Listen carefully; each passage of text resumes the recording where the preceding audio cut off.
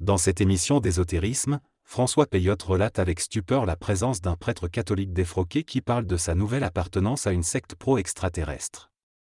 Après cela, le gourou de la secte, portant une croix gammée, est également interviewé. L'animateur cautionne en grande partie les propos de ses invités, ce qui est incompréhensible pour François. Il mentionne ensuite les tours de magie impressionnants réalisés par des magiciens célèbres, mais souligne qu'ils ne nuisent à personne. Ensuite, Bernard de Montréal intervient en expliquant que l'homme est un être multidimensionnel qui vit au-delà de l'espace-temps matériel. Il parle de l'âge du concombre comme étant un stade de naïveté où l'homme ne cherche pas au bon endroit et manque de conscience intelligente. Bernard souligne que les êtres humains ont une certaine conscience intelligente, mais lorsqu'ils explorent d'autres niveaux de conscience, ils peuvent la perdre. Lorsqu'un individu se lie aux forces occultes orientales tibétaines, il perd sa conscience intelligente et est possédé par des forces astrales. Il peut rentrer dans ce domaine par désir de recherche et de compréhension, mais peut ensuite être envoûté et englobé, perdant ainsi son identité. Pendant l'involution, la croyance était nécessaire car l'homme n'avait pas accès à sa propre conscience spirituelle. Ainsi, les religions ont fait du bien à l'homme mais ont également enlevé sa volonté. Si l'homme se dirige vers des maîtres occultes, il devient entre leurs mains. La question est alors de savoir si posséder une science implique de la divulguer ou de l'imposer aux autres. Les forces astrales ne sont pas possédées par des humains, elles sont transmises aux humains, mais leur utilisation peut être dangereuse en raison de l'orgueil et de la cupidité de l'homme. Le problème ésotérique ou occulte de l'homme est toujours un problème de science. L'homme doit être capable de voir au-delà de la science qui lui est donnée, en restant connecté à son espace-temps, sa civilisation et son moi. Selon l'auteur, pour pouvoir progresser dans les initiations astrales et solaires, il est essentiel que l'homme soit capable de se protéger lui-même afin de protéger sa race. Il met en garde contre les informations occultes qui peuvent être erronées, et affirme qu'il ne faut pas croire aveuglément, car cela peut être dangereux pour ceux qui entrent en contact avec d'autres dimensions. L'auteur explique qu'il y a deux façons de s'approcher de l'information venant des maîtres ou des êtres de mondes parallèles. La première est de ne jamais croire, car cela peut être libérateur, tandis que la seconde est de s'approcher de l'information avec intelligence et discernement, afin de ne pas être trompé. Il souligne que la science est donnée à l'homme pour l'amener à évoluer, mais que l'intelligence individuelle joue un rôle essentiel pour éliminer les aspects erronés de la science et comprendre sa véritable signification. Il considère que les sciences ésotériques et occultes sont intéressantes, mais il prévient qu'il faut éviter de prendre tout ce qu'elles disent au pied de la lettre, car certaines choses peuvent être erronées selon notre propre vibration. L'auteur affirme que chaque homme est sa propre lumière, mais que tous n'ont pas la capacité de supporter cette lumière. Ainsi, lorsque des messages sont transmis par des hommes venant d'autres dimensions, il revient à chacun de recevoir ces messages dans sa propre lumière et de les interpréter en fonction de sa propre évolution de conscience. Notre propre intelligence nous permet à la fois de nous compléter et de comprendre ce message sans être psychiquement assujetti à une conscience qui veut dompter la race terrienne. Le cas de David Copperfield est évoqué, avec la notion que regarder ces tours de magie sans se poser de questions peut nous rendre passifs face à des manifestations de puissance. On mentionne aussi que se limiter à la science pour avoir des réponses peut être limitant. L'homme doit être préparé à entrer dans des mondes parallèles pour donner un sens à la vie matérialiste, mais ne pas se laisser emporter par les choses occultes. Il est difficile de concilier les mondes spirituels avec une vie active dans la société, mais il faut trouver un équilibre. On évoque également la nécessité d'avoir de l'élasticité vers l'extérieur tout en restant stable. Dans cette conversation, les interlocuteurs soulignent l'importance de rester conscient et de ne pas être ensorcelé par des choses intéressantes. Ils discutent ensuite des sciences ésotériques, les qualifiant de porte-messagers du subconscient de l'homme. Cependant, ils préconisent de les utiliser pour observer plutôt que de les laisser nous apprivoiser. Ils abordent ensuite le sujet de la rencontre avec des hommes remarquables, tels que des maîtres spirituels ou des extraterrestres. Ils soulignent que si ces hommes sont plus remarquables que nous, nous perdons notre capacité d'observation et nous devenons une cible. Le sujet de la confirmation des écritures religieuses est également abordé, avec l'idée que cela n'a rien à voir avec l'évolution de la conscience humaine, mais plutôt avec l'inconscience de l'humanité.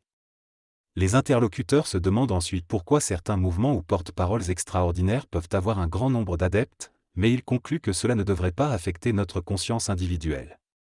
Ils soulignent la Nécessité d'avoir un centre de gravité intérieur et de regarder à l'intérieur de soi-même plutôt que de se laisser perturber par les événements extérieurs. Finalement, ils reconnaissent l'importance des religions dans le monde, mais notent que cela ne signifie pas nécessairement que cela corresponde aux besoins de la conscience humaine intégrale. Ils se demandent également comment 1 milliard de chrétiens peuvent changer de position du jour au lendemain, soulignant ainsi l'inconstance de certaines personnes face au courant du monde. La discussion porte sur les nouvelles idéologies ésotériques qui attirent de nombreuses personnes, notamment celles annonçant le retour de Maitreya. Cependant, il est souligné que Maitreya ne fait pas partie de la tradition catholique, étant considéré comme un antéchrist dans le bouddhisme.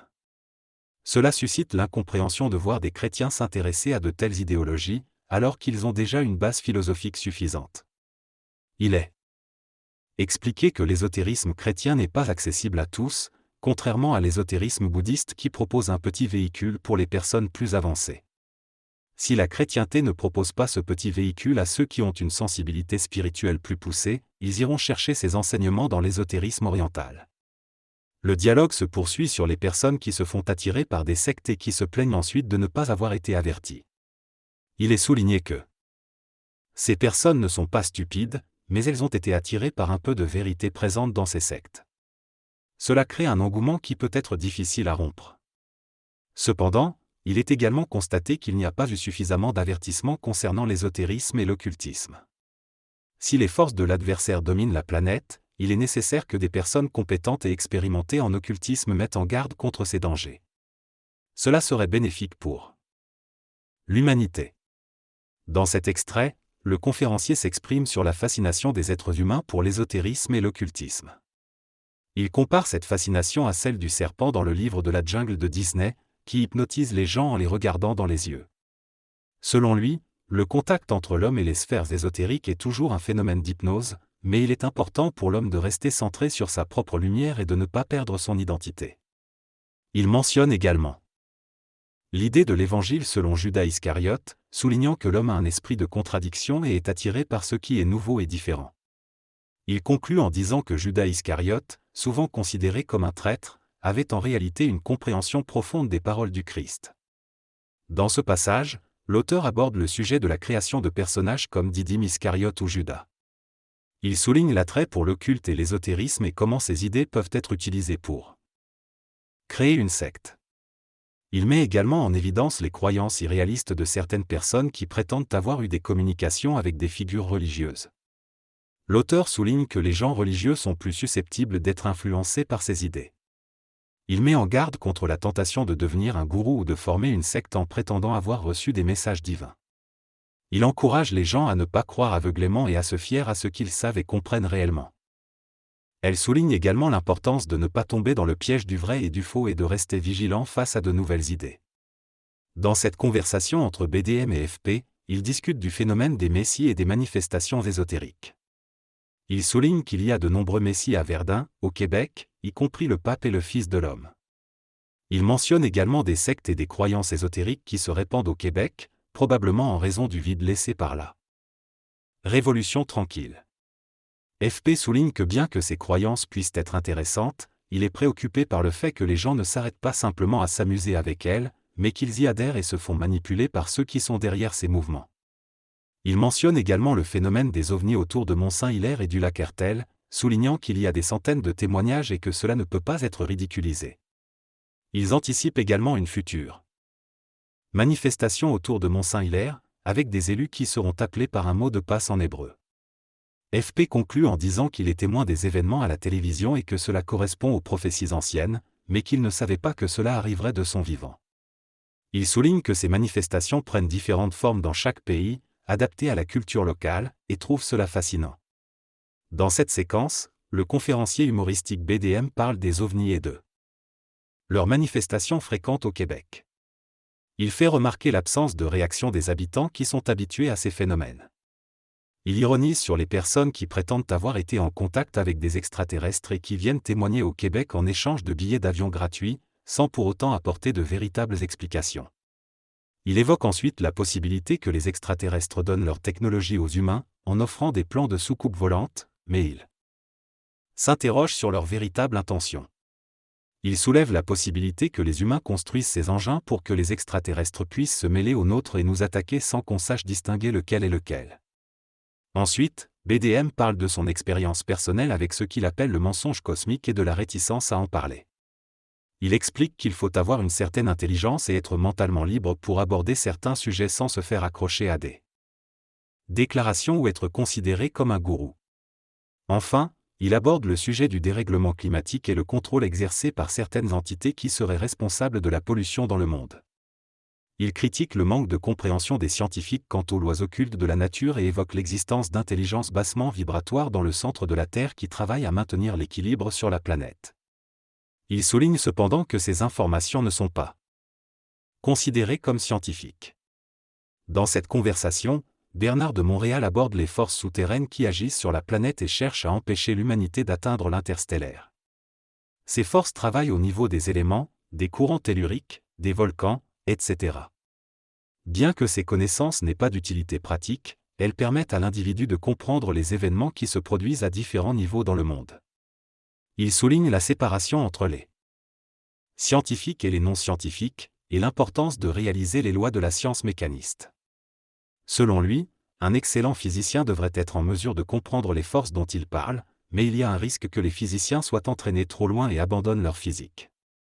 Il mentionne un technicien aux États-Unis qui travaille dans le domaine des technologies de pointe mais a du mal à concilier sa compréhension de la science matérielle et des sciences parallèles.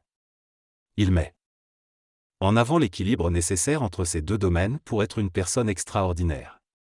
La conversation se termine sur une discussion à propos des ordinateurs de pointe qui fonctionnent même lorsqu'ils sont débranchés, ce qui pose une grande question. Bernard de Montréal souligne la distinction entre être occultiste ou ésotériste et être occulté ou ésotérisé, en évitant de tomber dans le piège psychologique de ces domaines. Il insiste sur l'importance de vivre son temps et son espace parfaitement et de trouver un équilibre entre les obligations quotidiennes et une ouverture vers la compréhension de ces forces mystérieuses.